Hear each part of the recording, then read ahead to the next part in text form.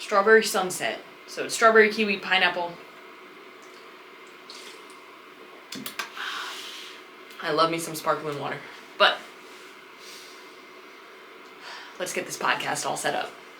What's up, guys, and welcome to another episode of the Powerhouse Mentality podcast. I am your host. I am Caitlin Kenneth Smith. And you could be listening to this, or you could be watching this on the YouTube vlog, because I'm filming this for the vlog as well, because today we're going to talk a little bit about, we're going to talk all about the competition that Stone and I had this past Sunday. It's Friday, December 6th when I'm recording this, and the competition was on Sunday, December 1st, Jingle Bell Jam, and we have the sign, the team name, right up in the background from this year's and last year's. If you've seen the podcast studio, if you're watching on YouTube, or if you've seen it through the Facebook Lives from the Powerhouse community, then you know. If you're listening to this on the podcast, just know that there are a lot more ways that you could find content, whether it be the Powerhouse Mentality private Facebook community, which is 100% free to join. You just have to answer our 3 questions. And the YouTube channel where I post a vlog. It's trying to be weekly, but I really have to figure out our internet situation or the storage situation on my laptop to make sure that I'm able to pump out more content for you guys, because that's really what the goal is with the Powerhouse Mentality, is not only to share the journey of building the brand, but also to provide as much value to you guys as possible with everything that we're doing. So today we're going to talk all about a recap from the competition, event by event, kind of how everything went, all of the challenges, the highs, the lows, and not just breaking down the results, but breaking down how we got there. Because obviously it wasn't something that we were just like, okay, we're going to do this competition and we're going to see how it goes. It was something that we've been working for, or specifically I've been working for a very long time, especially after what happened last year at the same competition, but I'll get into that. And then I also want to go into, to end everything, kind of alluding to what's next, right? Because if you are watching the YouTube vlog, then you know that in the previous clip, or one of the previous clips, I explained how in the video we are going to talk all about not just what happened at the competition, but what is the plan moving forward, what did I learn, and how are we going to adjust things in order to continue to become the CrossFit athlete that not only I know I can be, but the one that I want to be. So let's get into kind of how we got here, right? How did we get to this competition weekend? Where did it all begin? Well, obviously we can go years and years back when I first started really getting serious into CrossFit, when I switched coaches to Eric being my coach. And that's when I really started to get more serious about CrossFit, and I started to learn, I really want to compete in this. And at the time, it wasn't like, I want to go to the CrossFit Games. It was like, I don't think that's possible. But it would be really cool to compete. And now my mindset is completely different when I'm chasing the unbelievable, is how I like to look at it. Because I love a good underdog story, but I also love sharing that anybody can do anything that they set their mind to. And I truly believe it. I believe that nothing is unbelievable. But most people will never actually find out what that looks like for them, because they think it's unbelievable. So they won't even try. Or they will try, but they won't try hard enough, or they won't try long enough, because in their mind they have that doubt that this isn't going to work out in the end, so why should I give my 100% to this? So they give 90% or 80%, and they start to slip a little bit. But when I started working with Eric 2.5 years ago, almost 3 years ago, now it's closer to 2.5. So 2.5 years ago, I started working with Eric, and that's when I really realized, I have a true passion for this sport, for pushing my body outside of its limits. I always loved fitness, and I did bodybuilding, I did so many different things, and I started during COVID getting into these HIIT style workouts, and then really started focusing more on CrossFit style workouts. And I knew that I always loved it. I knew that I always wanted to try to compete because I'm a competitive person, but I never thought that it would turn into what it is today. I really didn't. And that's kind of what's the coolest part of the journey.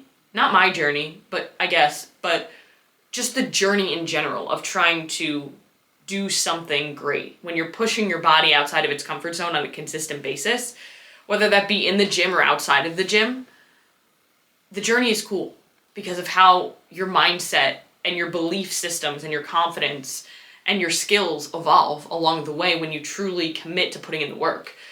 I've always been somebody throughout my entire life who, if I want to do something, I'm not going to half-ass it. I'm always going to put my full 100% into everything that I want to do. And I've always also been the person who I like to jump around from thing to thing. Like, I'll be the first person to admit that there have been so many things that I've started and not finished because I would get so obsessed with it, and then I would just fall off of it. Like, because it wasn't my passion, right? Maybe I thought it would be, but then it wasn't. But with CrossFit and with building this brand, the podcast and all that, I haven't stopped, because even when it gets really challenging and really difficult and I want to quit, I really think about why I'm doing this. Because there's just something about it.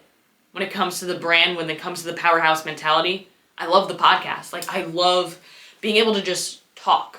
And sometimes I feel like I'm just talking to myself, and it kind of feels good to get those thoughts out there, to just talk. And I know that there are people listening, like you're listening, but, for me, I'm just staring at a camera and talking. And it helps me work through a lot of the stuff that I'm working on, right?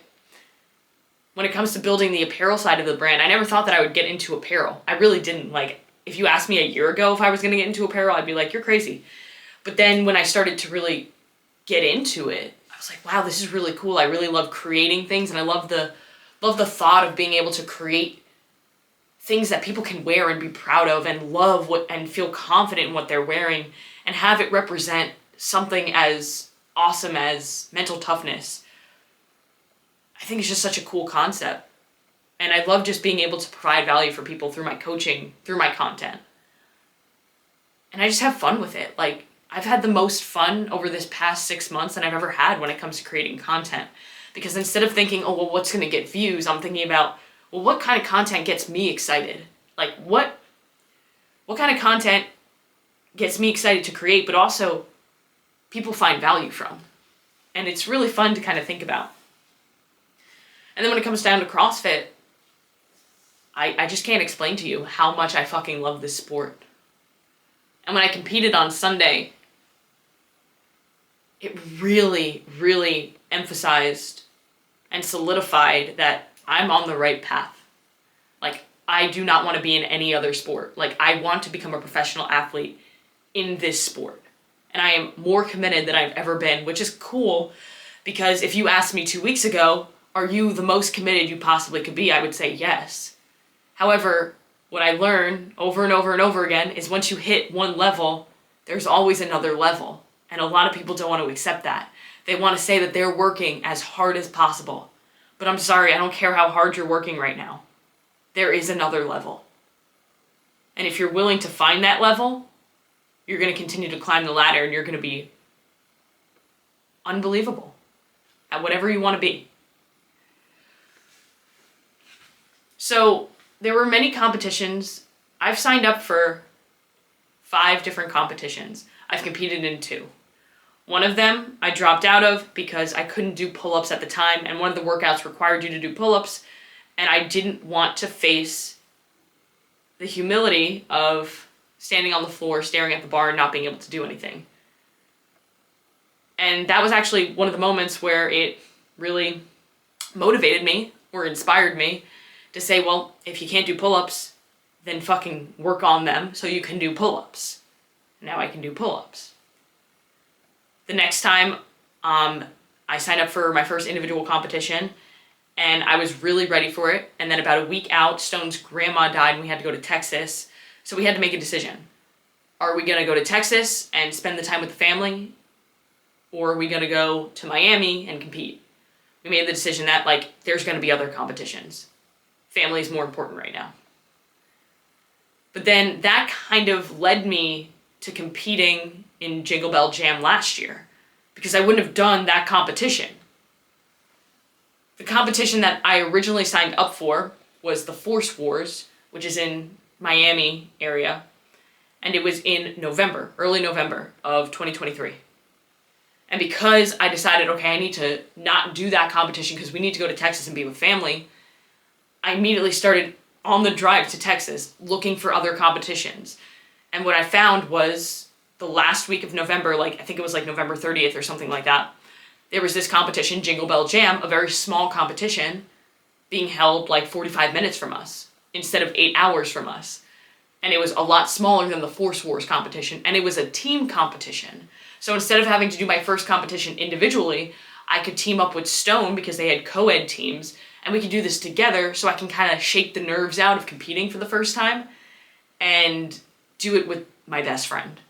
And so we decided to sign up for that, and that decision changed my life. It really did. Because we did that competition, and we came in second. And for those looking from the outside in, you might think, oh, that's awesome. Your first competition, you came in second. Right. But here's the thing.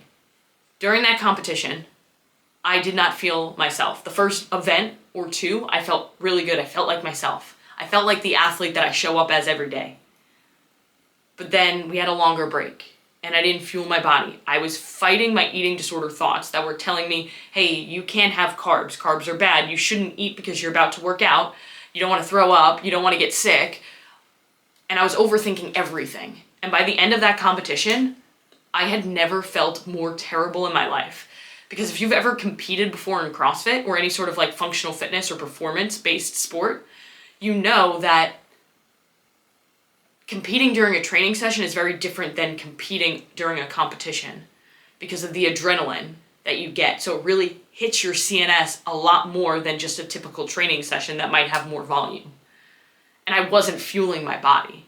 I think during that entire competition last year, I had post-workout, which is a scoop of protein, a scoop of carbs, and I had a handful of Sour Patch Kids, and I had a small amount of rice and chicken with pineapple.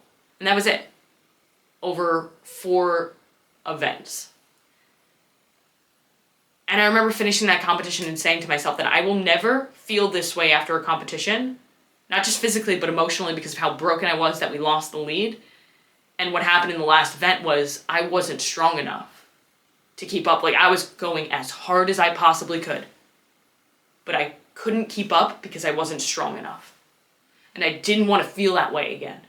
So 2024 has been the year that I committed to letting go of my past and letting go to all that bullshit that held me back and literally going full send on eating more, recovering more, and focusing more on strength to be able to help me become the athlete that I know I can be. And that's exactly what I did. But 2024 didn't come with no hurdles and no lows. 2024 was probably the most challenging year that I've ever had as an athlete. Because in May, I had plantar fasciitis and I could barely walk. I remember I tried to run one day and I couldn't run. It led to a lot of mental frustrations, right? Because it's more when you have these injuries and you have the mindset to work hard and you know that you can, but you can't because your body's fighting you. It's so frustrating, and it's something that I never really experienced before because I never really had a major injury until this year. Now, plantar fasciitis, in my opinion, isn't a major injury. It can become one. For those of you who have suffered with plantar fasciitis, then you probably know it can be extremely painful and limiting. But as soon as that healed up, in early July, I believe it was July 12th, it was right after the 4th of July, I believe the week after 4th of July. I was doing a workout in the garage, and it was a Saturday morning. I'd just done a really hard 45-minute long conditioning piece, and this is something that I've learned from, and something that I don't like to admit because it was stupid of me to do, and I paid for it, and I'm still paying for it. But my coach Eric sends me programming via email every day. So Friday night he sent me Saturday's programming. And in the programming, I had really heavy back squats that went up to 95%, which is really heavy, right? 100% would be like your 1 rep max. And in the back squat notes, he said, do the back squats before you do the conditioning with like 15 exclamation points. And I didn't, because I said, I want to do the conditioning first. I like to get that over with. So I did my conditioning, felt great. And on that last set of back squats, I finished the back squats, and I was like, my back feels weird. There wasn't a moment where I was like, oh shit, my back. It was more like, wow, my back feels weird right now. And then finished off the workout. It was just kind of tight, so I was just like massage gunning it between sets. We went to the beach, and Stone and I never go to the beach, so that was like a very weird thing. We went to the beach, and I sat in a beach chair for like 3 hours. I stood up out of the beach chair, and I said, oh fuck.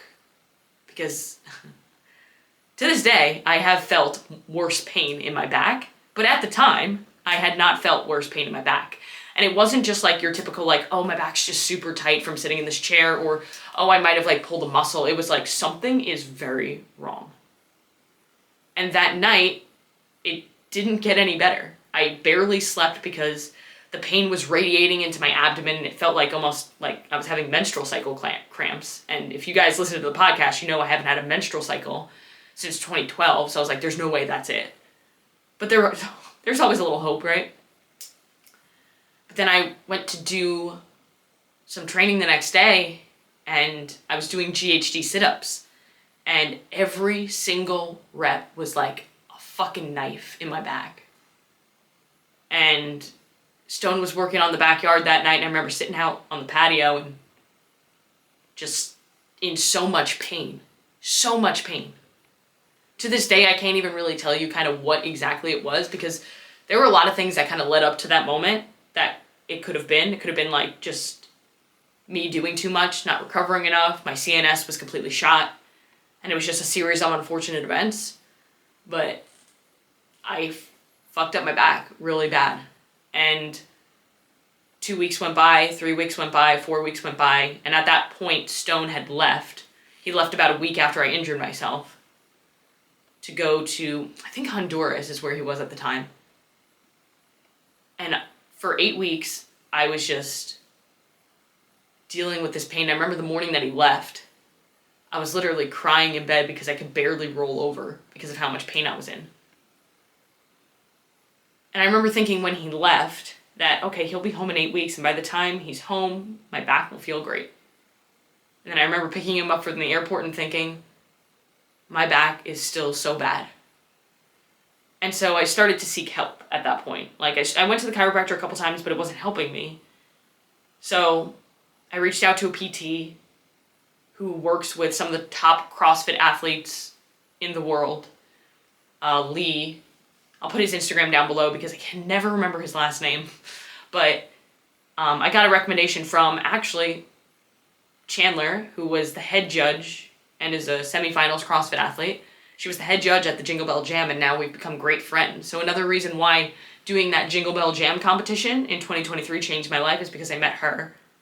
And then she introduced me to all of these incredible people, a PT, a chiropractor, that were able to help me through this back thing. So one thing that I don't like to do is ask for help. And I didn't want to admit that I needed help, but I needed help. So I started working with Lean. We started working on like little things that we could do to help strengthen up my glutes, to help strengthen up my hips. Then I started seeing another PT who would help me unbelievably, Dr. Ian at Renew Chiropractor or Renew Physical Therapy here in Fort Walton. But it would be a lot of highs and lows. Like since July, there have been so many highs and lows. There have been weeks where I feel great, and then I feel a stab during training, and I can barely walk for a few days. And then about 12 weeks ago at this point, I was doing, lo and behold, my GHD sit-ups, and I was feeling great. And I did 1 rep, and I felt a pop in my back, and it felt like my back exploded. and that is when I herniated a disc. And herniating a disc, I don't like to share this because it's vulnerable, right? But herniating a disc is terrifying for me, and it was always my biggest fear as an athlete. And the reason why is because my dad herniated 4 discs, and then he became addicted to Oxycontin and destroyed our family. So I have a lot of just like PTSD, we'll say, from a disc herniation. However, again, working with amazing people like Lee, where he explained to me, like, a herniated disc isn't as scary as you think it is. You're fit, you're healthy, you will come back from this, you will have no pain. And today I texted him on Friday, December 6th, and I told him, hey, I just did front squats and squat cleans with 0 pain. So, number 1, the importance of never giving up. Number 2, the importance of having an incredible team in your corner to help you. Hire an expert if you need help. Don't try to do it on your own. So, all of this to say that I didn't even know a month ago if I would be able to do this competition. Jingle Bell Jam 2024 on December 1st. But one day I was seeing the PT who's actually out of the gym that the Jingle Bell Jam is hosted at. And I saw the sign and I was like, you know what? Let's sign up. Let's do it. If for some reason something happens to my back and I'm not able to do it, then I'm not able to do it. But why not just sign up? Fuck around and find out, right? So, signed up for the competition. And I was coming for blood. Because this was my redemption. I've worked so hard over the last year to build strength, to get out of my own head, to fuel my body properly, not just throughout the day, but during training as well. And I went into that competition more focused and dialed in than ever before. So, this competition meant everything to me. Right? Because this entire year, and I can tie it into the Powerhouse Mentality core values, I never stopped learning. I was always learning about how to fuel my body better, how to become better at these movements, how to recover properly. I was always seeking discomfort by pushing myself harder in training and not fearing failure anymore. And most importantly, I was keeping the commitments that I made to myself no matter what happened. Regardless of how I felt, I kept the commitment to myself.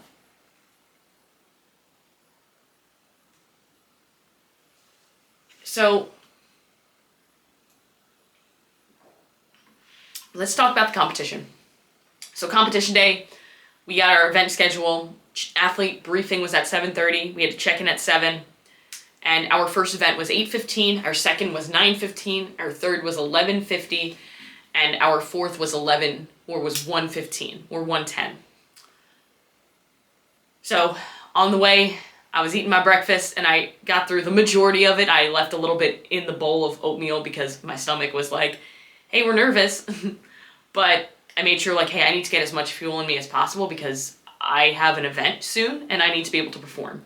The first event was partner A does one part and partner B does the other part. So partner A has 4 minutes to establish a max complex of a snatch and a hang snatch. So you take 4 minutes and you get as heavy as you can get. The second part was 4 minutes. Partner B has to establish a heavy complex with a clean and a hang clean. So because of everything that had happened with my back, snatches are super unstable for me with my hip. So I was doing the cleans and Stone was doing the snatches. So Stone did his thing. And then as soon as I was ready to go, I was like, okay, time to show up. Let's go. Time to show off the strength that you've built. And I knew that this was going to be my worst event going into it, but that's okay because I'm going to do the best that I can. And my goal was I wanted to hit at least 115 for the complex, which I knew wasn't going to be anywhere near to where the other girls can hit, but I knew that that was going to be good enough for me. So I hit 115. I had about 30 seconds left. And Stone was like, you want to throw in another 2.5? And I was like, let's do it. Might as well try. Because the rule is that you just need to start the lift before the time runs out. So if I start the lift at 1 second and I hit the lift, that means it's a good lift. So I just needed to start the lift. So I was nice and calm, cool and collected, which I'm very proud of because usually in that situation, I would be nervous as fuck. But again, I'm becoming mentally stronger and understanding that I'm in control of my thoughts. So I took my time with about 2 seconds left. I started the lift and I hit the hang clean, and I went to hit the clean, or I hit the clean, and I went to hit the hang clean, and I failed the hang clean in the bottom. I didn't catch it, and then I stood up, and I was like, fuck, I just pulled something in my intercostal muscle, in my rib cage, which still, if I take a deep breath, I can absolutely feel it. It's definitely not as bad as it was a week ago, but that was kind of frustrating on the first event to not even hit the lift. Like, if I hit the lift and I hurt myself, cool. Like, it was worth it. But I didn't even hit the lift, so was it even worth it? Arguable, right? But, okay, cool. Shake that off. Again, I knew that that was going to be our worst event. It was something that I can't control. Like, I tried my hardest, right? The second event, though, I was like, okay, this is more cardio-based. I am good at this type of stuff. It was 4-time. Partner A does 20 kettlebell swings, 30 box step overs, and 20 clean and jerks. And then the second partner goes and does 20 clean and jerks, 30 box step overs, and 20 kettlebell swings. So I was partner A because kettlebell swings are a little bit iffy with my back and I didn't want to do them fatigued. So I went as hard as I could. But here's the thing, I didn't feel right. Like, I still was shaking off the nerves. Like, my legs were shaking when I was doing the box step overs to the point where I was like tripping over the box on a couple reps. And I had to break on the clean and jerks, which I didn't want to do. I wanted to do 20 unbroken, which, you know, sometimes it doesn't work out the way you want it to. I tried my hardest, but I was just so shaky and just so jittery that it just didn't feel right. I felt like my heart rate was jacked up way higher than it should have been. And we finished that in, I can't remember the placing that we got on that event, but we were going into the second half of the day after 2 events with 2 remaining in 3rd place, tied for 3rd place, but 4th and 5th were really close, and 1st was pretty far ahead. So when I started the day, I was thinking, okay, 1st place, that's what we're after. And then finishing event 1 and 2, I was like, we're going to have to fight for 3rd place. We're fighting for a podium spot, but I want 1st. So we had a long break, right? So the event finished at like 9:30. We had until 11:50 until event 3 started. And event 3 was a 2-part event. So it was 2 scores, which worked in our favor. Because if we only had 2 more events remaining, we may not have had the score that we needed to actually get the placing that we wanted. So event 3, or between event 2 and 3, I sat in the Bronco, closed my eyes, rested, I had a meal, I had a pack of fruit snacks, I had some liquid carbohydrates and some electrolytes. I fueled my body. Okay, here's the difference. This last year, I already talked about the little amount of food that I had. After event 1, I had a scoop of carbs. After event 2, I had half a serving of protein, half a serving of carbs. I also had a meal. I also had a packet of fruit snacks. And then before event 3 began, I had a little bit more liquid carbs. So I was fueling my body. And right before event 3 started, I was in the warm-up area and I was by myself, hopefully. And I said to myself, Caitlin, what the fuck are you doing? You are more fit than these people. Go show them the work that you've put in over the last year, over the last 2 years. So event 3 was a you go, I go. 4 rounds each person, so 8 rounds total. 8 calorie assault bike, 8 dumbbell deadlifts, and 8 ab mat sit-ups. So one partner would go, they would do their thing, and they would tag the other partner in there. They would start the next round. Then whenever you finished, you had until 12 minutes, and then that's when part 2 would start, and that would be 2-minute max echo bike for calories, which is miserable. And I said to Stone, like, we need to send this. And he knew. He understood the assignment. Stone was just there. He was just suffering, which God bless him, because if he didn't suffer, then we wouldn't have won. But I started that event, and when I hit round 2, I knew that this was it. Like, I saw in my peripheral the other girls were slowing down on the bike, and I was speeding up, because I know that I can hang on. I know that I can suffer more than you. I know it. I have the mindset to do it. The only difference between somebody who wins and somebody who doesn't win in the sport of CrossFit is the mindset. We all work equally as hard. We fucking crushed that event. Like, we crushed that event. We came in first by 20 seconds, which is pretty big in that kind of a sprint event. And we had plenty of time to recover before the 12-minute max or the 2-minute max calorie assault bike or echo bike began at 12 minutes. So we finished it in I think it was 6:07 or something like that. So we had almost 6 minutes to rest. And again, being a smaller athlete, I know that a max calorie machine isn't super great for me. But I knew that it just came down to who was willing to suffer more on that one, to be honest. And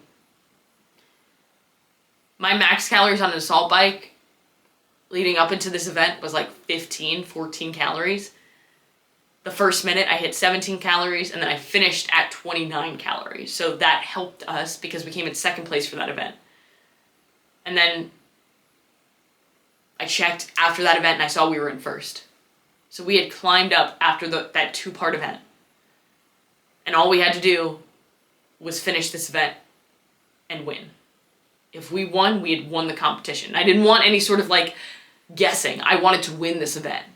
And I told Stone hey, we need to fucking win this event. I need you to die on this event.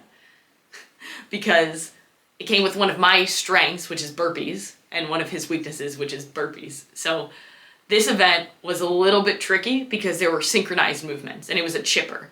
So big reps. So we had 30 synchronized burpees over the line, 60 total wall balls broken up as any way you want, 60 synchro hanging knee raises, then 60 wall balls again broken up as however you want, and 30 burpees over the line synchronized to finish. Now here's the thing. Stone has been having a lot of knee problems to the point where he can't squat. And so he had to do about 60 wall balls and he could barely squat. So he did this weird fucking squat where he had to put his knees together and go on his tippy toes, and that was the only way that he could squat with no pain. And so he did it. But we started off that workout and we kept a pretty good pace in the first 30 burpees. We did every 10 wall balls we were switching, and we were making our transitions very efficient because I knew that transitions was really the key to this workout. We had a plan on the knee raises to do 15, take 3 seconds, and then jump back up on the bar. However, that turned into I would be screaming at Stone hey, jump up, it's been 3 seconds, but it turned into 8-10 seconds sometimes. And it was really close in our heat, and our heat was leading. So that was the heat that you had to worry about, right? And we got back into the wall balls and we were a little bit behind and I was getting nervous. And when I went up to do, so the judge said 40 and Stone stepped back and I went in for the wall ballers and I started doing them and I said, I'm going to 60. I'm going to take the last 20. So I screamed at Stone, hey, move the risers, because I had to use risers to jump up onto the bar because the bar was so high. Move the risers, which were where we needed to do burpees. We need to go, and I'm going all the way. So I finished all 20 wall balls and immediately we went into the burpees, and we were racing on the burpees because there were 2 other teams who were basically at the same spot that we were in. And I was just literally, because I hate to say it, but I'm really good at burpees. And Stone is twice the size of me, so it's hard to move weight that fast, right? I would lay on the floor and have to lay there and scream at him, get up, move, we need this. And because they were synchronized, right? So I had to put my chest on the floor and we had to get up at the same time, and that was how it was synchronized. So I would literally just flop on the floor, wait for him, get up, and go. And I heard the announcer in the background saying, oh, lane 1 is leading, and we were lane 4, fuck, we're not gonna get this. We need to win, because lane 1, we couldn't have lane 1 beat us. They were in second place or third place. They were up there.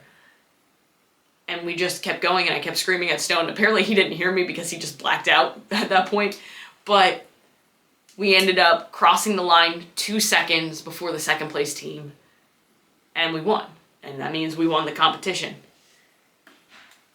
And like I said throughout this entire thing, there were a lot of highs and lows, right? In the beginning of the competition, I thought we were just going to be fighting for a podium spot. But nothing felt better than when we crossed that line and I realized that we had won and that we had done it. Like, we dug ourselves out of that hole.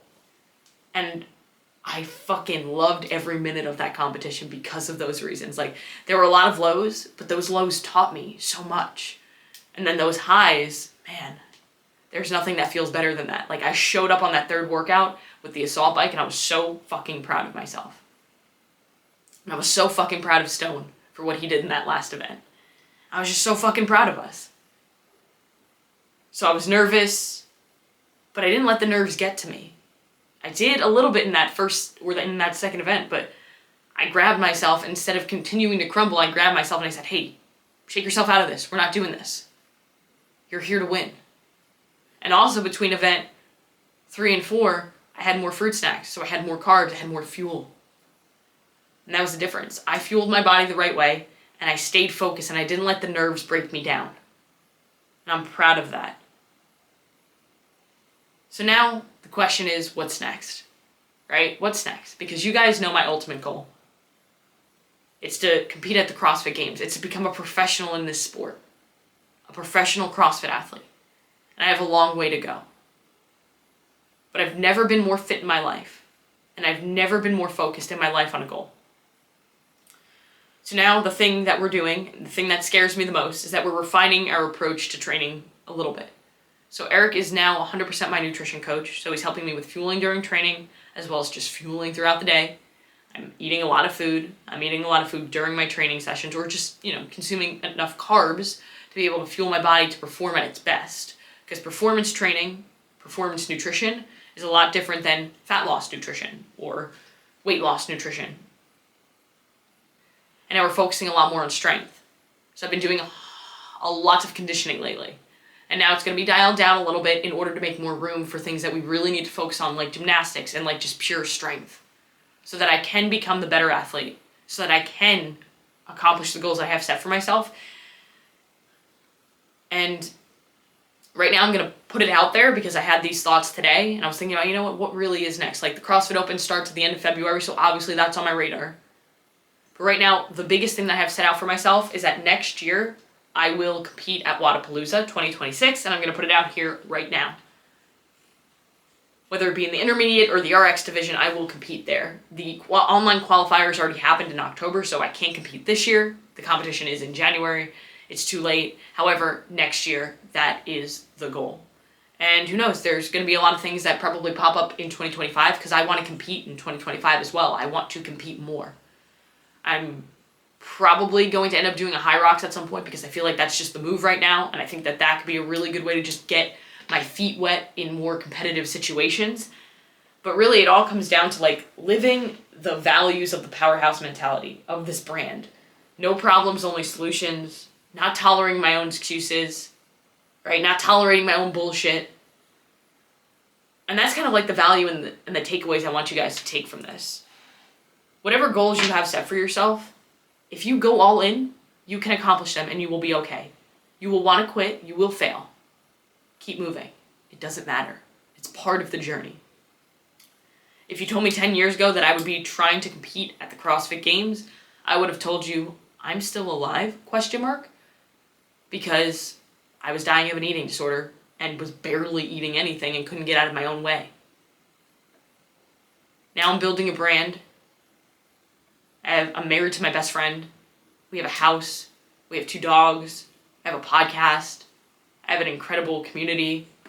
I have so many amazing people in my life, and I'm training to become a professional athlete. So whatever you want to do in life, nothing is unbelievable. Trust that. And go out today and do one thing that's going to take you one step closer to where you want to be.